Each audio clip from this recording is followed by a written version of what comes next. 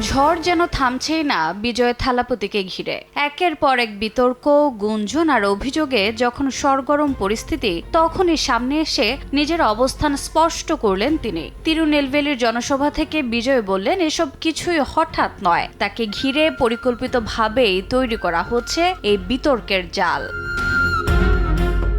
করুণের পদদোলন ঘটনাও তার ওপর চাপানো হয়েছে বলে অভিযোগ করেন এই দক্ষিণী তারকা। তবে এত বড় ঘটনার পরও সাধারণ মানুষ তার পাশে ছিল বলেই জানান তিনি। তার মতে এতে হতাশ হয়ে প্রতিপক্ষরা নতুন নতুন ইস্যু তৈরি করছে। প্রশ্ন তুলেছেন, কেন সবকিছুর জন্য শুধু তাকেই দায়ী করা হচ্ছে? তার বক্তব্যে স্পষ্ট, এটি একটি পরিকল্পিত রাজনৈতিক আক্রমণ।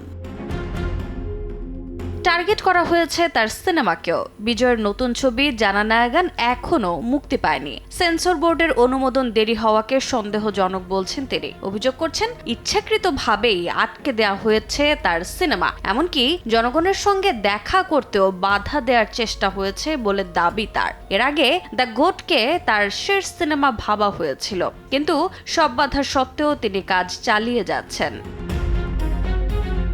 শুধু পেশাগত নয়, ব্যক্তিগত জীবনেও বড় ঝড় গেছে বিজয়ের। প্রায় ৩০ বছরের দাম্পত্যের পর তার স্ত্রী সঙ্গীতা স্বর্ণলিঙ্গম ডিভোর্সের আবেদন করেছেন। এই খবর প্রকাশ্যে আসতেই ভক্তদের মধ্যে চাঞ্চল্য তৈরি হয়। এরপর অভিনেত্রী তৃষা কৃষ্ণনকে ঘিরে নানা গুঞ্জন ছড়ায়। একটি বিয়ের অনুষ্ঠানে তাদের একসঙ্গে দেখা যাওয়ায় জল্পনা আরও বাড়ে। যদিও এ বিষয়ে সরাসরি কিছু বলেননি তিনি, তবে তার বক্তব্যে ইঙ্গিত এসবই পরিকল্পিতভাবে ছড়ানো হয়েছে। তার দাবি, নির্বাচনের ঠিক ৩০ দিন আগে এসব গুজব ছড়ানো হয়।